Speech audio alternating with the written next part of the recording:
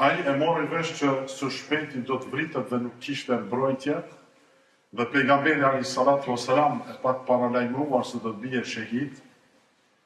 Në ditën e fundit çka bëni? I liroi 20 skllëve. 20 robër i la të lirë, që secili e ka pas një çmim. Dhe kjo pa dyshim tregon bujarin në rrugt të Allahut. Bismillahirrahmanirrahim. Të nderuar xhamatlinë, jeta e sahabëve, e shokëve të pejgamberit alayhis salatu wassalam vazhdon të jetë dritë dhe udhëzim për të gjithë ata që dëshirojnë të ecin në rrugën e drejtë. Për të gjithë ata që ja kanë mësy me shku në xhennetet e Allahut subhanahu wa ta'ala. Sahabët ishin njerëzit më të mirë të këtij ummeti.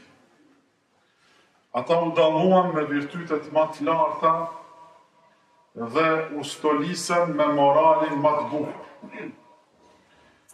Zemrat e tyre ishin të sinqerta, dituria e tyre ishte më e sakta, dhe jeta e tyre ishte shumë e thjeshtë.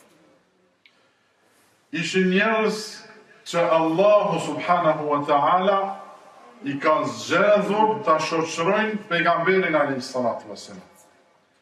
Ashtu siç e ka zgjedhur Muhammedin alayhis salatu wassalam të jetë pejgamberi i fundit i këtij ummeti apo i njerëzimit, të jetë pejgamber i ummetit fundit, gjithashtu edhe shokët e tij janë zgjodhur që ta shoqërojnë ata.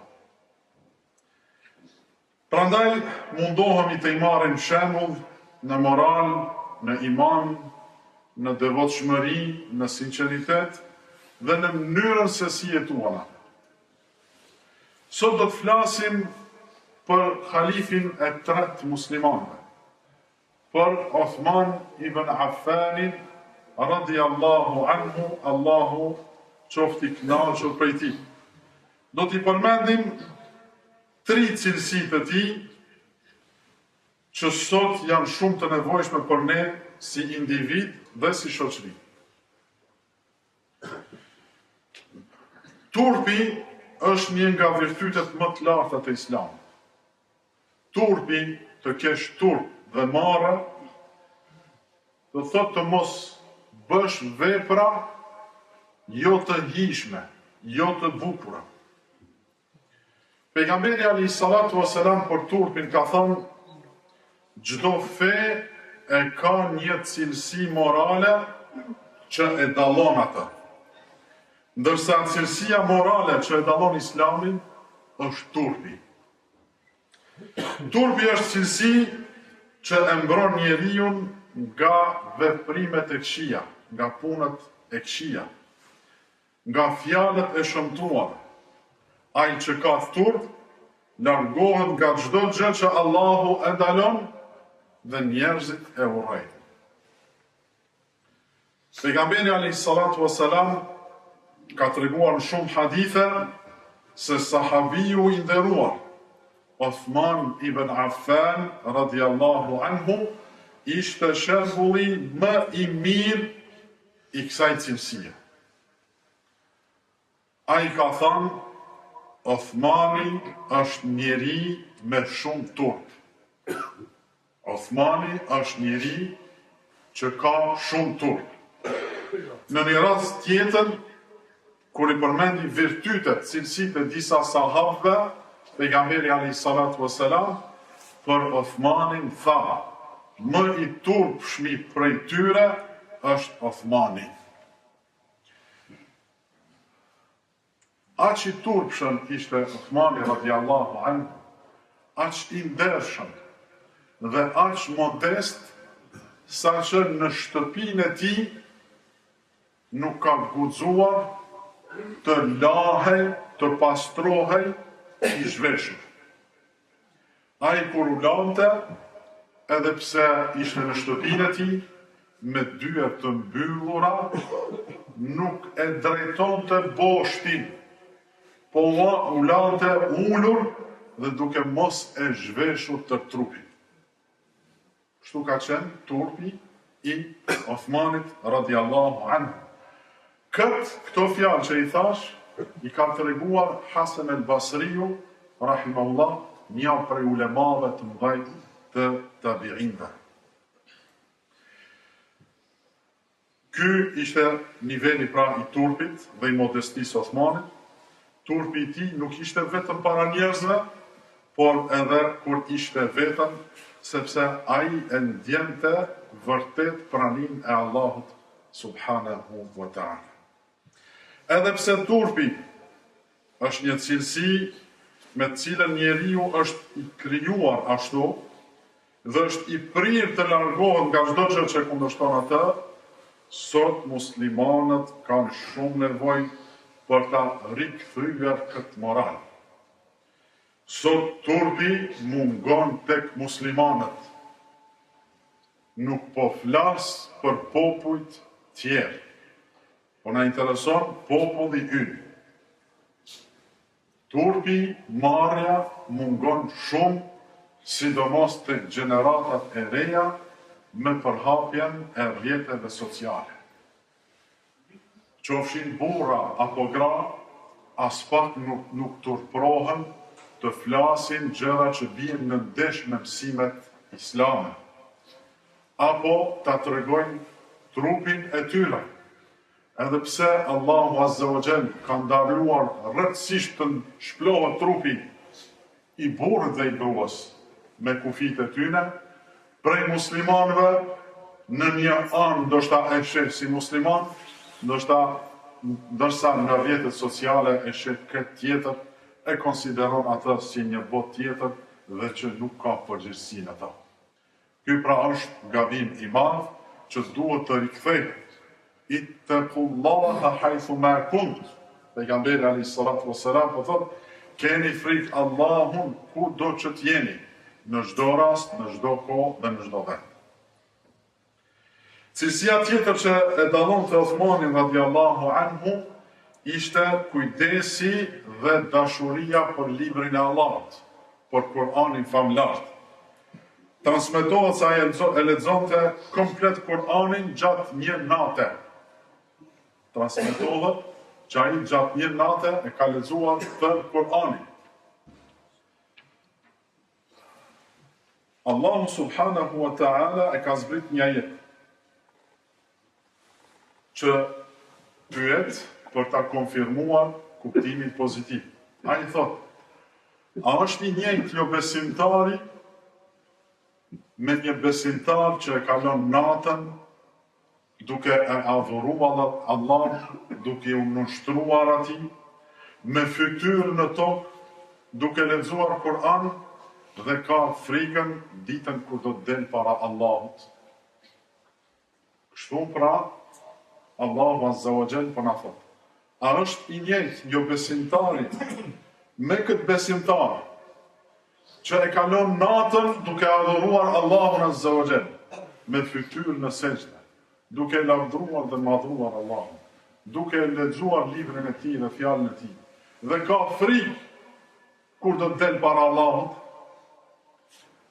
Abdullah ibn Omeri radiallahu anhu thot: këtë ajet e kemi pa te Othmani radiallahu anhu. Ky ajet ka zbritur për Othmanin radiallahu anhu, sepse ai gati tër natën e ka kaluar në namaz, duke u falur, duke lutur Allahun azza wa jalla dhe duke qajt në sejdë dhe në përkujtimin e Allahut subhanahu wa ta'ala. Sot kemi nevojë të madhe të kujdesemi për Kur'anin. Jo vetëm ta mësojmë përmendësh, po sidomos ta kuptojmë mësimet dhe mesazhet e Kur'anit dhe të veprojmë. Mësimi i Kur'anit, i ajeteve të Kur'anit, memorizimi i ajeteve dhe i surave është një etapë që pa tjetër duhet të kalojmë tek etapa e dytë dhe e tretë. Ta lexojmë, ta kuptojmë dhe të punojnë me ta. Nëse e mësojnë përmenç, nuk na kryen punë, nuk udhëzohet ky ummet, nuk udhëzohen njerëzit, nuk bosh rob i mirë i Allahut nëse vetëm e mëson Kur'anin dhe nuk e kupton ata, as pak, dhe ma e vështirë është që të punosh me ta. Pra duhet mësohet Kur'anin, të kuptohen kuptimet dhe mesazhet e tij dhe të punohet me ta. Pra sot dhe çdo herë kemi pas nevojë për këto. Osmani radiallahu anhu thoshte, po të pastroheshin zemrat tona, nuk do të ngopeshin nga fjalët e Allahut. Nëse nuk lexon shumë nga libri i Allahut, dije se në zemër ka smundje. Në zemër ka probleme dhe ilete. Nëse nuk e merr Kur'anin për çdo ditë, dhe ta lexosh nga një pjesë prej saj, dije se zemra jote ka problem. Kështu po thot Osmani radiallahu anhu, një prej nxënësve dhe talebeve më të afërm të pejgamberit alayhi salatu wasalam. Sikur të pastroheshin zemrat tona, kishin qenë të pastërta dhe të shëndetshme, nuk do të ngopeshin nga fjalët e Allahut. Ky është shembulli që duhet ta ndjekim. Jo vetëm ta lexojmë Kur'anin, por të jetojmë atë, të i pastrojmë zemrat tona dhe veprat tona me të. Osmani radiallahu anhu gjithashtu ishte nga sahabët më të pasur, dhe gjithë pasurinë e tij e përdori në rrugt të Allahut. Ai ndihmonte besimtarët në të gjitha mënyrat. Në kohën e pejgamberit alayhi salatu wassalam, në një verë ishte fatësi e madhe dhe uji u bë i pakët, mungonte. Ishte një bunar, një pus në kopshtin e një qifuti dhe aty kishte ujë me bollëk. Ai e shiste ujë dhe shiste shumë shtrenjtë. Pejgamberi alayhi salatu wassalam tha, kush e blen pusin, bunarin që ka pas emrin Roma, felehul gjenne, ai do të hyjë në xhennet. Kush e blen pusin Roma dhe e lën ujin ta përdorin muslimanët, ai do të jetë prej banorëve të xhennetit. Osmani radiallahu anhu pa u mendu gjatë dhe ferm, shkon dhe e pagun, e blen pusin dhe e lën ujin që të përdoret nga muslimanët. Uji në kohë thatësirash është gjëja më e vlefshme. Edhe sadaka më e mirë, siç ka thënë pejgamberi alayhi salatu wassalam, është të shpërndash ujë, sidomos në kohë fatësie. Pra, Osmani radiallahu anhu vrapoi dhe pagujti shtrenjtë pusin dhe e bëri që të përdoret nga muslimanët. Gjithashtu, ai mori përsipër përgatitjen e një pjese të ushtrisë në betejën e Tebukut. Medinja u kërcënua nga ushtritë romake. U shpërnda lajmi se romakët do ta sulmojnë Medinën, një shtet të ri sa po u formua. Pejgamberi alayhi salatu wassalam kërkoi nga sahabët që të përgatiteshin, gjithashtu edhe me financa, secili me mundësitë e tij të jep diçka dhe ta përgatis këtë ushtri të i del në rrugë dhe mos ta lejoj të futet në tokat e muslimanëve. U ngrit Osmani radiallahu anhu dhe i dha 1000 dinar. 1000 dinar do të thotë 1000 monedha ari. Gjithashtu i dha edhe 300 deve në gjitha pajisjet e veta, pra i përgatiti plus 1000 dinarve edhe 300 ushtarë. Pejgamberi alayhi salatu wassalam pa thënë më herët, ai që përgatit ushtrin për në Tebuk, ai e ka xhenetin. Këto shembuj tregojnë bujarinë e Osmanit dhe është shembull i madh për besimtarët në përgjithësi edhe sot. Pasuria ishte një nga arsyet që Osmanin e bëri të arrijë xhenetin. Pejgamberi alayhi salatu wassalam ka thënë, sa e bukur dhe e qelluar është pasuria e mirë të një burr i mirë, të një besimtar i mirë. pasuria e pastër, halal dhe e mirë tek një njeri besimtar i mirë, sepse ai di ta shfrytëzojë dhe do të ketë bereqet në atë. Osmani radiallahu anhu është shembulli më i mirë për pasanikët musliman, veçanërisht kur ata përballen me varfëri dhe vështirësi. Feja jonë e ka zgjidhur me pjesë të madhe të çështjeve ekonomike, duke i nxitur besimtarët të japin nga pasunia e tyre, siç është zeqati, sadaka, vakëfet e kështu me radhë. Nëse këto mjetet pasurisë do të mblidheshin dhe shpërndaheshin në mënyrë të drejtë, muslimanët nuk do të kishin nevojë për të tjerët as si individ, as si shoqëri.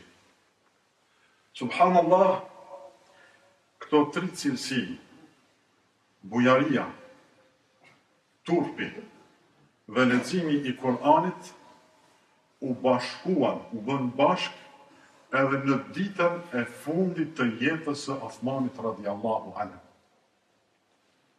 Osmani radiallahu anhu u rrethuan nga një grup rebelësh që donin vrasjen e tij. Ai e mori vesh që së shpejti do të vritet dhe nuk kishte mbrojtje, dhe pejgamberi alayhis salatu wassalam e pa të paralajmëruar se do të bie shahid. Në ditën e fundit çka bëni? I liroi 20 skllëver. 20 robër i la të lirë, që secili e ka pas një çmim. Dhe kjo pa dyshim tregon bujarin në rrugt të Allahut. Pra 20 robër i liroi. I lidhi dhe i shtrëngoi veshjet e tij. Pra vuni rrypin, e shtrëngoi fort, dhe kjo tregon se ai do të vritet, po edhe mos i të vritet, mos t'i zbulohet avreti. Mos t'i zbulohen pjesët e turpshme të tij. Gjithashtu kërkoi t'ia binin Kur'anin, mushafin që ka pas të madh, dhe vendosi para tij dhe filloi leximin e Kur'anit. Këto ka ndodhur në momentet e fundit të jetës tij, pra e mbaroi jetën duke i liruar 20 skllëver, duke mbrojtur nderin sepse ishte me turp të madh dhe duke lexuar librin e Allahut. Të gjitha këto tregojnë imanin dhe moralin e lartë që kishte Osmani radiallahu anhu arda. Allahu qoftë i kënaqur prej tij dhe për të sahabëve pejgamberit alayhis salatu wassalam. Aqulu ma tasma'un wa astaghfirullah.